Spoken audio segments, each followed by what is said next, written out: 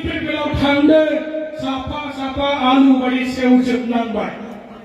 गसाइगावनि बे मोनबा समस्तियाव इउपिपिएल मोनसेबो देरहाला जमदुवाराव इलेक्शन गेलेनानै लाब गैला इउपिपिएल 100% जोंना उइलियाम नार्जारी बिथाङा देरहाखानाय आरो बाहाय इउपिपिएल दे माने इलेक्शन गेलेनानै लाब गैया बिबिएमआ 26 ना 27 ना एमसीएल देरहागोन उदालगुरियाव 0 बाक्सायाव 0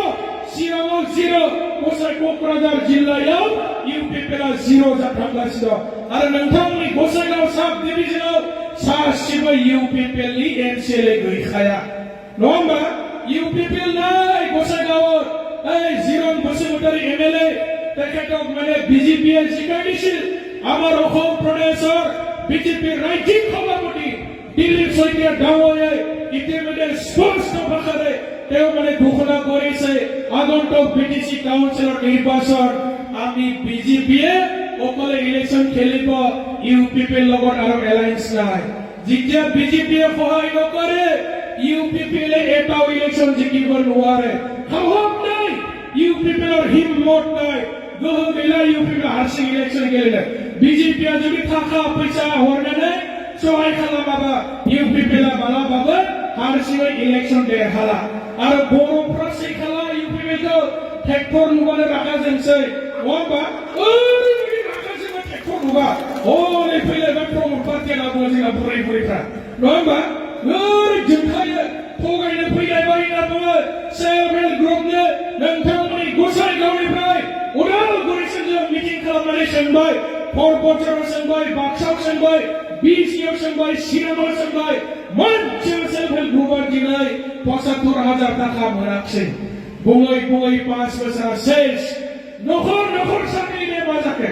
सासेबो सेंग्रा सिख्लाफोरनो दिनै साख्रि होनो हायासै सुइजारलेन्डआ मा जाखोलै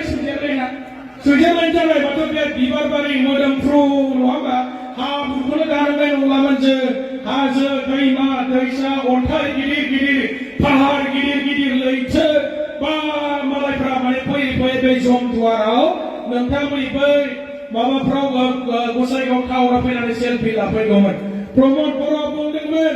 তেখেতে কৈছিল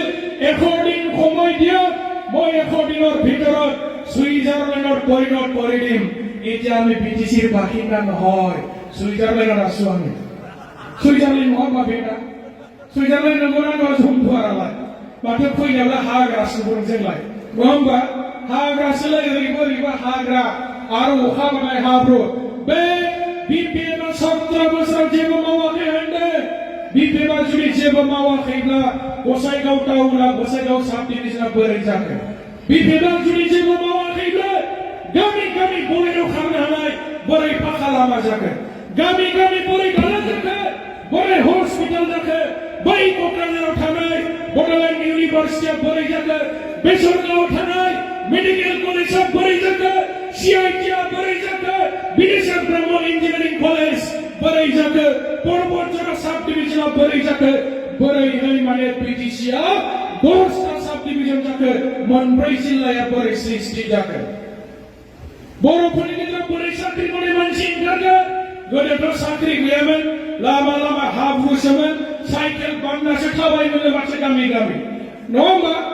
बोरै बे 17 बोसोराव जुदि बिपिएमआ जेबो मावाखैब्ला बोरै जाखो हा दा बे खोथाखौ सोंनांगौ गावसोर बुंना लानाय गावसोर खोथा खानाय मा जाखो मानो सुइजारलेण्ड बानायनो हादिया नखर नखर मानो साख्रि नांदिया मानो मोनफ्रोमबो सेल्फ हेल्प ग्रुपआव ৭৫,০০০ बै राकेश ब्रह्मआथ' 10 लाखसो होनो नागिरबावो ৭৫,০০০ खमद्राय जायोलै 10 लाख होनोसै बावबाय राकेश ब्रह्मआ राकेशखौ सिनाया होमबा सोरबा सोरबा फेसबुकआव बोरमा जाग्राबो होनो माबा दाउखाबो होनना बुङो मालाबा गिटार दामनाबो रोजाबो मालाबा जि सुनायबो नुयो मालाबा नाव गाखोनानै ना आदार होनायबो नुयो मालाबा बासाव गाखोनानै माबा कन्ट्रेक्टरबो जाब्रबो मालाबा गावनि न'आव थांनाय मानसिफोरनो खानाय सिनना हरलाबायो नङा बेबायदि आखलनि मानसि दंब्रा इउपिपिएलआव गोदाव सोराव जानला मानला खोथा होनग्राखौ इउपिपिएलआवसो नागिरनानै मोनो राजु नार्जारिया रिजनेल प्रेसिडेन्ट जाखोथाय बै इउपिपिएलनि जेनेरेल सेक्रेटारि राजु नार्जारि खेबब्रैसो रिजाइन होयो बेलाय दाख्लैबावै एमपिआव टिकेट मोनैनि खारलायबाय चेन्नाइ बेंगालर खाना थाहैबाय मबाइला सुइच अफ खालामना लाबाय माबा माबि बुजा बुजि जाबाय नामा फैनानै आरो माबा जेनेरेल सेक्रेटारि जाफैलायबाय साननैसो बुंलायबाय इउपिपिएलआव जेबो गैला लाफा मैगं गायना जानोसै आं होनलायबाय राजुआ नङा होमबा नंगौना नङा दे बयबो राजुलाय गामिखौ बावबाय आं हा बांबुरगुरानि मालाबा इ पार्टि खालामला होनना बुङो लाफा मैगं गायना जानोसै आं होनना बुङो आरो मालाबा इउपिपिएलआ बिराद मोजां होननाबो दसेनो खोथाया सोलायबाय थायो मा फोथायगोन बिसोरलाय जायफोर बिपिएफ नागारनानै इउपिपिएलआव थांदों साफा साफा आलु बायदि सेवजोबनांबाय